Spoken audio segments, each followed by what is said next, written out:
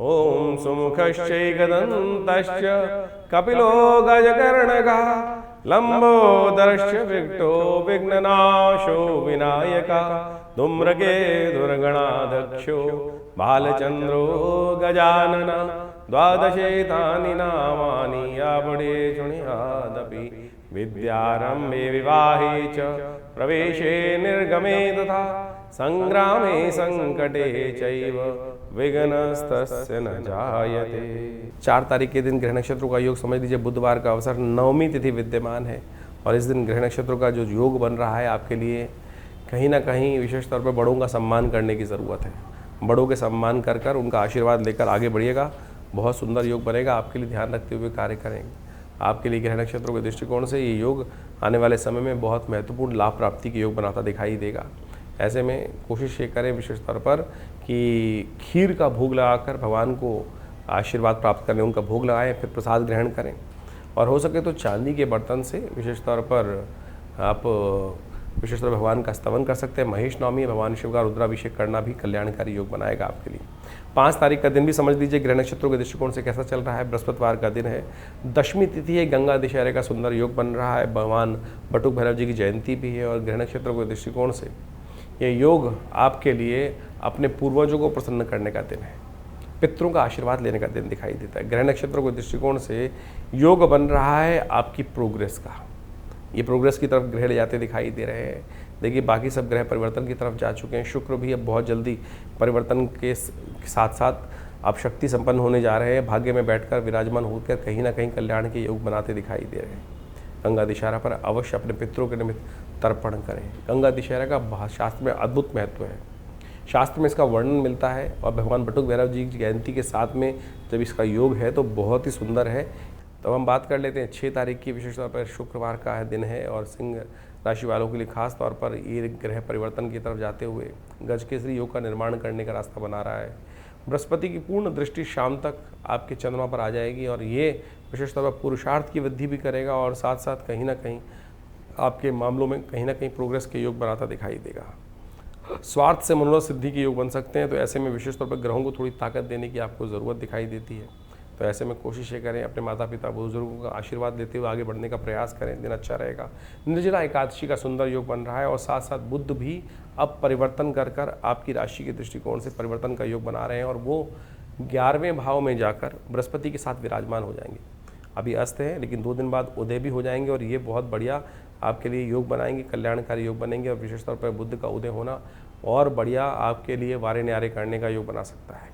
ऐसे में विशेष तौर पर निर्जला एकादशी का महात्म अद्भुत शास्त्र में बताया गया है कि एक एकादशी ऐसी है कि इस दिन जो व्रत कर लेता है, 24 घंटे का व्रत होता है इसका, पूरे वर्ष की जितनी भी 24 की 24 और 2 मलमास में आने वाले भी जो हैं एकादशी उनका भी लाभ प्राप्ति के, उनसे ज़्यादा पुण्य प्राप्ति के योग बन जाते हैं। फिर तो इस कलिकाल में सबसे श्रेष्ठ है। भीमसेन जी ने व्यास जी की आज्ञा से इसका व्रत रखा और उन्होंने इसका महत्व देखा। तो आप भी इस महत्व को समझिए जो हम समझाने जा रहे हैं, थोड़ा शांति से समझिए। तो सिंह राशि वालों, अब 7 तारीख का ग्रह नक्षत्रों का फल भी समझ लीजिए। 7 तारीख शनिवार का अवसर है। द्वादशी तिथि इस दिन उदया तिथि के रूप में विद्यमान है और ग्रह परिवर्तन की तरफ जा रहे हैं। मंगल महाराज विशेष तौर पर परिवर्तन कर कर आपकी राशि के दृष्टिकोण से लग्न में प्रवेश कर रहे हैं और ये मंगल का महत्वपूर्ण परिवर्तन है और ये आपके लिए अच्छा उत्साह दिखाएगा, जगाएगा। और ऐसे में चंद्रमा भी परिवर्तन कर कर बृहस्पति से दृष्ट होकर आपके लिए बहुत सुंदर योग बनाकर तैयार बैठे हैं। शनि महाराज भी परिवर्तन की तरफ जा रहे हैं, वो अपने ही विशेष तौर पर नक्षत्र के 2य भाव में प्रवेश कर रहे हैं। वो आपके लिए ओवरऑल कहीं ना कहीं पॉजिटिव रहेंगे, लेकिन थोड़ा सा सक्सेस में कहीं ना कहीं बाधा उत्पन्न करते दिखाई दे रहे हैं। तो हनुमान चालीसा का पाठ करें, हनुमान जी को प्रसन्न करें। हनुमान जी की कृपा से हो सके तो शनि स्तोत्र का पाठ भी लगातार आपको करने का प्रयास करना चाहिए। इस दिन चंपक द्वादशी है। हनुमान जी को थोड़ा सा हो सके तो केले का प्रसाद वितरण करने का प्रयास करें, वो आपके लिए अच्छा रहेगा। बात कर लेते हैं ग्रह नक्षत्रों के दृष्टिकोण से, आगे चलते हैं और हम ग्रह नक्षत्रों को समझते हैं क्या योग करने वाले हैं। 8 तारीख का दिन रविवार का अवसर और ऐसे में द्वादशी तिथि जो विद्यमान वृद्धि की तरफ जाकर ग्रह योग बना रही है, रवि प्रदोष का योग बना रही है और ग्रह नक्षत्रों के दृष्टिकोण से जो आपके सूर्य हैं वो परिवर्तन की तरफ जा रहे हैं। सूर्य महाराज रोहिणी नक्षत्र में जब तक थे तो बहुत ज़्यादा अग्नि की वृष्टि कर रहे थे और अब वो कहीं ना कहीं धीरे धीरे शांति की तरफ जाएंगे, शिथिल होंगे धीरे धीरे और ऐसे में मृगशिरा मंगल के नक्षत्र में प्रवेश करने के बाद परिवर्तन का योग बनता दिखाई दे रहा है। ऐसे में गजकेसरी योग, सूर्य का परिवर्तन, ये सारे के सारे ग्रह आपके लिए कहीं ना कहीं अब रिजल्टों को पॉजिटिव लाने की तरफ अग्रसर तो दिखाई दे रहे हैं। ऐसे में कीर्ति वृद्धि का योग बनता है। रविवार के दिन प्रदोष पड़ जाए तो रवि प्रदोष बन जाता है। ऐसे में गंगा जल से भगवान शिव का अभिषेक शाम को अवश्य कर लेना चाहिए, वो आपके लिए सर्व रूप से कल्याणकारी योग बनाता है। 9 तारीख के दिन सोमवार का अवसर है और त्रयोदशी तिथि उदया तिथि के रूप में विद्यमान है। चंद्रमा भी परिवर्तन की तरफ जाएंगे, थोड़े शीर्ण जरूर होंगे, लेकिन ध्यान रखिएगा कहीं ना कहीं बुध से सूर्य से दृष्ट होकर सामने सम्मुख आके पूर्णिमा का की तरफ अग्रसर होते दिखाई दे रहे हैं।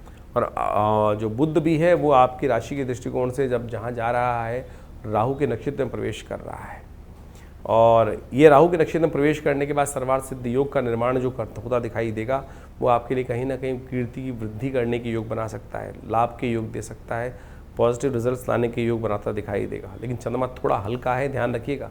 चंद्रमा का इस प्रकार से हल्का होना थोड़ा सा कहीं ना कहीं नेगेटिव लोग कह सकते हैं, लेकिन हमारी दृष्टिकोण से क्योंकि मंगल की दृष्टि चंद्रमा पे पड़ रही है, वो इसके कमज़ोरपन को थोड़ा ठीक करती दिखाई देगी। तो हनुमान जी का आराधना करते हुए चले। बुढ़वा मंगल का अंतिम योग बनता दिखाई दे रहा है 10 तारीख को, वो संपूर्ण रूप से आपके अहितों को हित में कन्वर्ट कर देंगे। 10 तारीख का दिन मंगलवार है और अंतिम बुढ़वा मंगल का योग है, और ऐसे में बुध भी इस दिन उदय होने जा रहे हैं। तो रही सही कसर बुध की जो नेगेटिव प्रभाव का था वो भी अब ठीक होने की कगार पर जाती दिखाई दे रही है। ऐसे में विशेष तौर पर कन्या पूजन करते हुए दिन को आरंभ करें, और हो सके तो अंतिम बुढ़वा मंगल पर भगवान का विशेष स्तवन करें। सत्यव्रत भी इस दिन रहेगा। ग्रह नक्षत्रों का योग, चंद्रमा थोड़े हल्के होने के कारण से कई बार मन को थोड़ा सा हल्का सा ठेस लग सकती है। थोड़ा स्वास्थ्य का ध्यान रखते हुए कार्य करने की ज़रूरत है। हनुमान जी की आराधना करें, हनुमान जी को चोला चढ़ाएं। और हमने अंतिम बुढ़वा मंगल पर आश्रम पर विशेष यज्ञ रखा है, हनुमान जी प्रसन्न करने के लिए यज्ञ रहेगा, सुंदरकांड का पाठ रहेगा। आप यदि उसमें सम्मिलित हो तो बहुत श्रेष्ठ रहेगा। यदि आप पाठ कर सकें स्वयं अपने घर पे सुंदरकांड का तो बहुत अच्छा है, नहीं तो आश्रम पे होने वाले इस अनुष्ठान में आप अपने लिए स्वयं भी स्थान आरक्षित कर सकते हैं। जो ज्योतिष का ग्रह योग आपने अभी समझा, किस प्रकार से ज्येष्ठ के अंतिम भाग में, ज्येष्ठ मास के अंतिम भाग में जो ग्रहों का योग बन रहा है, विभिन्न परिवर्तन के योग बने इस ज्येष्ठ के मास में। यानी अगर ज्योतिष के दृष्टिकोण से आप देखें कि शनि को छोड़कर बाकी समस्त ग्रह अपनी अपनी राशि से परिवर्तन का योग इस ज्येष्ठ के महीने में बना चुके हैं, और इन सब का प्रभाव आपकी जन्मपत्री के अनुसार से आपके जीवन पर गोचर का प्रभाव अवश्य हो रहा होगा। और उस प्रभाव को यदि समझा सकता है, कोई समझ सकता है, तो ज्योतिष की गणना के द्वारा ही समझा जा सकता है। इस समय की चाल को समझना ही सबसे बड़ा महत्वपूर्ण है। देखिए, ये वैज्ञानिक युग है, इसके अंदर कुछ भी हम जो भी कार्य करते हैं उसको एनालाइज कर लें, समझ लें क्या कुछ प्रभाव कर रहे हैं, क्या करने से क्या प्रभाव उत्पन्न होगा, उसको अच्छे से एनालाइज किया जा सकता है। आधुनिक विज्ञान ने यही समझाने का प्रयास किया, और ज्योतिष विज्ञान भी आधुनिक विज्ञान के साथ साथ उन दैविक योगों को आपके मत में, आपकी मति में, आपकी बुद्धि में डालने का प्रयास करता आया है कि क्या ग्रहों का प्रभाव किस प्रकार से आगे आने वाले समय में होने वाला है, और उसको समझकर जो बुद्धिमान व्यक्ति उसका लाभ उठाने का प्रयास करते हैं वो जीवन में सफलता को प्राप्त कर लेते हैं। भ्रांति करने वाले, अनेक प्रकार से कटाक्ष करने वाले इस संसार में सदा है, सदा रहेंगे ही। कई लोगों की भ्रांति हर क्षेत्र में होती है। वैज्ञानिक तरक्की हो रही है तो क्यों हो रही है, उसका क्या लाभ है, क्यों करनी है, किस प्रकार से करनी है, गाड़ी आई तो क्यों आई, विमान बने तो क्यों बने, दवाइयाँ बनी तो क्यों बनी, किस प्रकार के कटाक्ष लोग करते रहेंगे। जिन्होंने कहा कहना है, कुछ ना कुछ कटाक्ष निकालना है, कुतर्क करना है, वो करते रहेंगे। बुद्धिमान व्यक्ति उन कुतर्कों पे ध्यान नहीं देते और अपनी आगे गति बढ़ाने के लिए जीवन में हर प्रकार से सद्मार्गों पर चलने का यथाउचित भाव से प्रयास करते हैं। ज्योतिष का मत अनादिकाल से भारतीय संस्कृति में रहा है, और वो प्रत्यक्ष रूप से बिल्कुल सही है। उसका प्रभाव समझने के लिए बहुत चीज़ों को समझना चाहिए, और ज्योतिष के आचार्यों ने अनादिकाल से इस सुंदर व्यवस्था को, विज्ञान को जिस प्रकार से बनाया है, उसके जो गणित के भाग हैं वो आज भी बिल्कुल जो सटीक गणनाओं के अनुसार से निकलते हैं। सोचें कि अनादिकाल में जिस प्रकार से हमारे ऋषि मुनियों ने केवल गणित के सूत्रों को लगाकर उन व्यवस्थाओं को, आकाशीय मंडल में घटने वाले उस योग को उन गणित की गणनाओं के माध्यम से जो कागजों पे उतारा, वो बिल्कुल आज भी प्रत्यक्ष रूप से 100% सत्य निकलता है। इसको भी आपको आश्चर्य के तौर पे स्वीकार करना चाहिए। तो फिर कैसे विज्ञान नहीं है? तो तथाकथित तौर पर बहुत सारे लोग अनेक अनेक प्रकार से आपके मनोमस्तिष्क में विडंबनाएं उत्पन्न करने का प्रयास करेंगे। बुद्धिमान व्यक्ति अपने जीवन को सही राह पर डालने के लिए इस विज्ञान का लाभ लें और उससे कई बार ऐसी समस्या हो जाती है कि हम कई प्रकार से भ्रांति में फंस जाते हैं। अब ज्योतिष के अंदर एक कारण जानने का रास्ता बचा है कि जीवन में घटना क्यों घट रही है। ज्योतिष के अंदर जो योगायोग है उसको कर्म के द्वारा बदला जा सकता है। कि सैद्धांतिक तौर पे मान लीजिए आपकी जन्मपत्री में कई बार क्या होता है कि किसी कुंडली में बहुत अच्छे योग हैं, किसी कुंडली में बहुत खराब योग हैं, लेकिन फिर भी वो अच्छे योग कार्य नहीं कर रहे हैं और जो खराब योग हैं उनका प्रभाव जीवन में ना चाहते हुए भी हो रहा है। कारण क्या है? कारण है कर्म, सही दिशा में किया गया कर्म।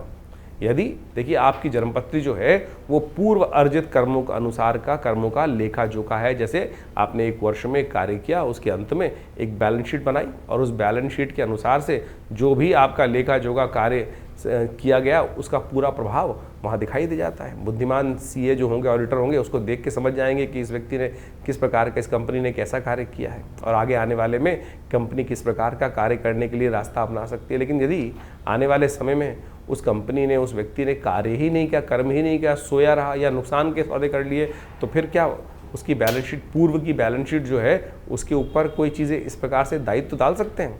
तो वही प्रभाव आपकी जन्मपत्री का है कि आपकी जन्मपत्री जो जन्मकालीन समय में बनकर आई है वो पूर्व अर्जित कर्मों का लेखा जोखा लेके आई है। जिस दिन से आपका जन्म हुआ उस दिन से आपके ग्रह योगों के साथ साथ आपका कर्म जुड़ जाता है। आप कर्म किस दिशा में कर रहे हैं? यदि सदकर्म कर रहे हैं तो वो पुण्यों का भाव से आपके शुभ कर्म जो हैं वो आगे आकर आपके जीवन में सुख का पदार्पण कर देंगे। और यदि शुभ कर्म नहीं कर रहे हो, अशुभ कर रहे हो जन्म के बाद से, तो समझ लो फिर वो जो पाप प्रवृत्ति व्यक्ति की है वो कहीं ना कहीं कष्ट देने के योग बना लेती है। ये तो सिद्धांतिक तौर पे हम इस सिद्धांत को समझाने का प्रयास कर रहे हैं कि जो लोग समझते हैं कि डेस्टिनी डिफाइंड है, ऐसा नहीं है। चेंज कर सकते हैं आप अपने कर्मानुसार। तो ज्योतिष का ये प्रत्यक्ष प्रभाव, कई लोग सरेंडर कर देते हैं कि अगर मेरी कुंडली में दरिद्र योग है तो मैं दरिद्र ही रहूँगा। ऐसा नहीं है भाई। दरिद्र योग है तो उसको परिवर्तन कर कर आप उसको शुभ योग बना सकते हो। और अगर राजयोग है और आप कर्म नहीं करोगे, सोए रहोगे, शुभ उसका लाभ लेने का प्रयास नहीं करोगे, अशुभ कर्म करते रहोगे, तो फिर वो राजयोग सब समाप्त भी हो जाएगा। शुभ योग, धन का योग समाप्त भी हो जाएगा, छन्नी भी बन जाएगा। तो ये आपको सही रूप से समझ लेना चाहिए कि ये सब कर्म का खेल है और कर्म के साथ आपका हर चीज़ जुड़ा हुआ है। शास्त्र में कहा गया ना, अवश्यमेव भोक्तव्यम कृतम कर्म शुभाशुभम। तो इसको हमें सत्य रूप से समझ लेना चाहिए। और अनेक प्रकार से रास्तों को समझाने के लिए शास्त्र में विभिन्न प्रकार के माध्यमों से उन सब सिद्धांतों को समझाया जाता है। और हम समझें कई बार कुंडली के अंदर बड़े प्रकार के दरिद्र योग बने हुए हैं, केमुद्रम योग हैं। लोग चाहते हैं, बड़ी विचित्र स्थिति है कि ज्योतिषी के पास आके लोग किसी भी विज्ञान पे जाते हैं, चमत्कार की बात करते हैं कि चमत्कार कर दीजिए बस कुछ। अरे भाई, चमत्कार नाम की चीज़ इस संसार में कुछ नहीं होती है। अगर आप चमत्कार की ज़्यादा बात करोगे तो बहुत सारे लोग, हर शाख पे इतने शातिर लोग बैठे हैं, वो कहीं ना कहीं आपको कष्ट में डालने के योग बना देंगे। तो इसलिए सबसे पहले अपने मस्तिष्क से, अपने विचारों से इस बात को हटा दीजिए कि चमत्कार कोई कर सकता है। सैद्धांतिक तौर पे कार्य किया जा सकता है, सैद्धांतिक तौर पे आपको कार्य समझा जा सकता है। हर चीज़ का प्रभाव है, क्या वो नग है, क्या वो मंत्र है, क्या वो दान है, क्या वो पुण्य है, किसी प्रकार से औषधि का उपयोग है। हर चीज़ का कहीं ना कहीं एक वैज्ञानिक विश्लेषण है, सैद्धांतिक तौर पे उसको समझा जा सकता है कि कैसे कार्य किया। अब इस कार्य को समझने में किसी को दिक्कत हो तो वो उसको चमत्कार का नाम दे देता है। तो इसलिए इस बात को सही समझ लें कि चमत्कार नाम की कोई चीज़ होती नहीं है। जिस चीज़ का वैज्ञानिक विश्लेषण हमको समझ में नहीं आ रहा है, प्रोसेस समझ में नहीं आ रहा है, तो हम उसको तथाकथित तौर पे चमत्कार की गणना में ला के खड़े कर देते हैं। तो इस तरह से आप अपने ग्रहों को सही से समझें। तो ज्येष्ठ का महीना जो हमने आपके समक्ष रखा, ये बहुत पुण्य आने वाला महीना है।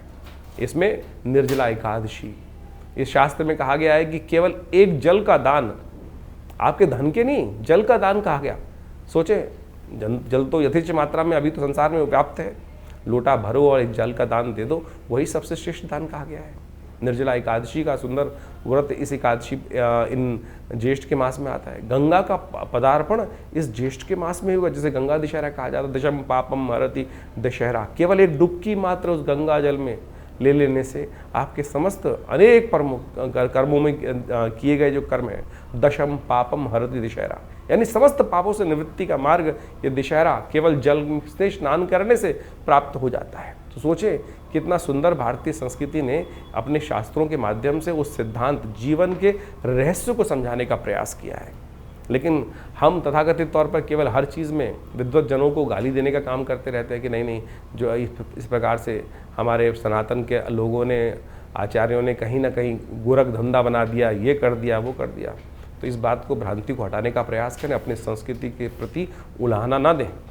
हमने संस्कृति के प्रति क्या किया वो समझने का प्रयास करना है हमको, तो वो अच्छा रहेगा। संस्कृति तो बड़ी सुंदर है, परिष्कृत है, सुंदर है, सुनियोजित है, सुसज्जित है, तो हम उसको सुंदर रूप से अपनाने का प्रयास यदि कर लें तो बहुत अच्छा रहेगा। तो आप हमारे शास्त्र मतों को, हम अपने अनेक कथाओं के माध्यम से इन समस्त ज्योतिष के रहस्यों को आपके समक्ष रखने का प्रयास करते हैं, वैदिक कथाओं के माध्यम से उनको समझाने का प्रयास करते हैं। यदि आप इन सब सिद्धांतों को समझ लें तो आपको पूर्ण रूप से अपनी संस्कृति के प्रति विश्वास भी जगेगा, श्रद्धा भी जगेगी, और उससे आप जानकर अपने आप को भी अच्छा लाभ देंगे और हमारे समाज को भी लाभ देंगे। तो ज्योतिष विज्ञान के द्वारा इन समस्त सिद्धांतों को समझ लीजिए और अपनी जन्मपत्री को अच्छे से समझिए। अपनी जन्मपत्री के अनुसार से चीज़ों को समझते हुए अपने जीवन के फील्ड को समझने का प्रयास करें, किस क्षेत्र में कार्य कर रहे हैं।